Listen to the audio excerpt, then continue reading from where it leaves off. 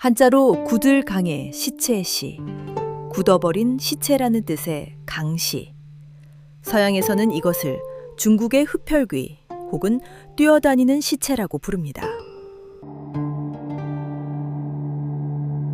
중국 명나라와 청나라 시대, 지금으로부터 적게는 300년부터 600년 전부터 사람이 죽었을 때 영혼이 몸을 떠나지 못하면 그 시체는 스스로 일어난다고, 그리고 살아있는 자들을 찾아온다는 이야기가 전해져 내려오고 있습니다.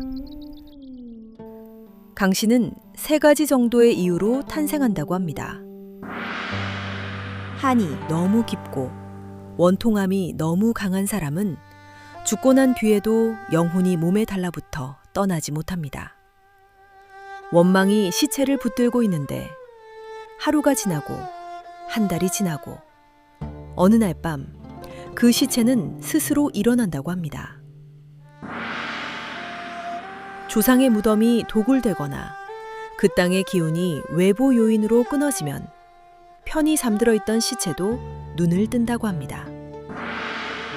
강시에게 발톱으로 핥히거나 이빨에 물리면 그 독이 서서히 온몸으로 퍼져서 그 사람 또한 다른 강시가 된다고 합니다. 청나라 시대 문인들이 남긴 기록에서의 강시는 온몸이 흰 털로 뒤덮여 있고 두 눈은 핏빛처럼 새빨갛고 손가락은 갈고리처럼 구부러져 있으며 이빨은 입술 밖으로 날카롭게 삐져나와 있는 모습입니다. 전설 속 강시는 훨씬 더 야만적이고 훨씬 더 짐승에 가까운 형태였습니다. 그런데 이 흰털이 오래된 무덤에서 실제로 발견되는 시체에는 균류나 곰팡이가 하얗게 피어오르는 경우가 있는데, 먼 옛날 사람들이 그 광경을 목격하고 이야기를 과장해서 전달했을 가능성이 높다고 전하는 학자들도 있습니다. 청나라 민간 전설을 정리한 여러 기록에는 강시를 색깔로 구분하는 방식이 나오는데, 흰털이 온몸을 덮으면 백강, 초록빛을 띠면 녹강, 자주빛이면 자강이라 불리웁니다.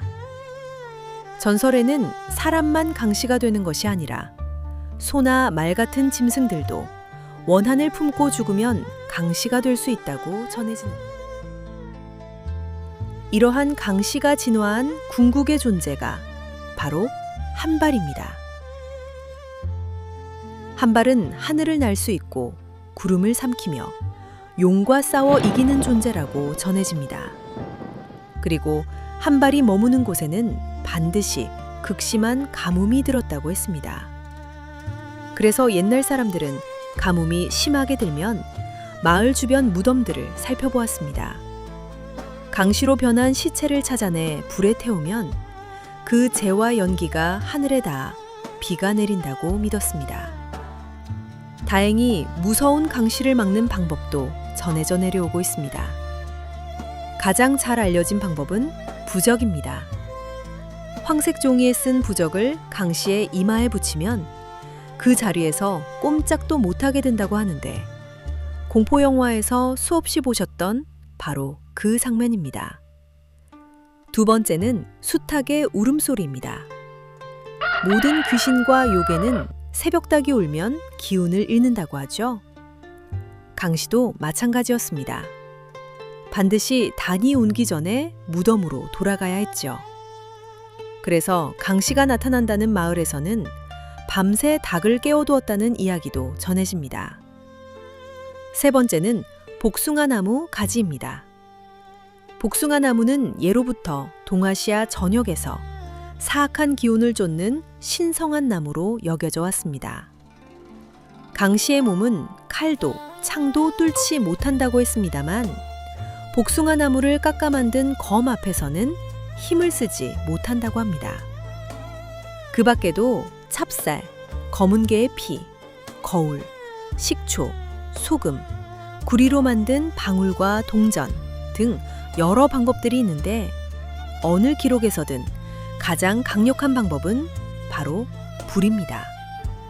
강시는 완전히 재가 될 때까지 태워야만 사라지며, 불에 타는 강시에서는 기묘한 소리가 나고 피가 솟구치고 뼈가 울린다고 전해집니다.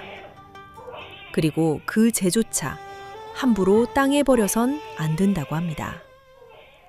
중국에서는 멀리 타향에서 일하다 죽으면 고향 땅에 묻히지 못한다는 것을 큰 비극으로 여겼습니다.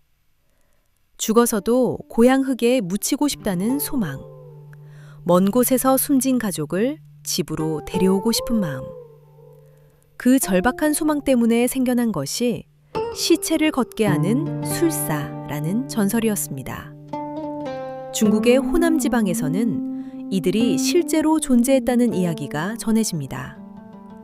부적을 이마에 붙인 시체들을 이끌고 낮에는 숨고 밤에만 걷고 수백 리 산길을 넘어 고향으로, 집으로 돌아갔다고 합니다. 강 씨는 고향집 안방에 눕고 싶었던 어느 가장의 절박한 소망일까요? 무서운 요괴였을까요?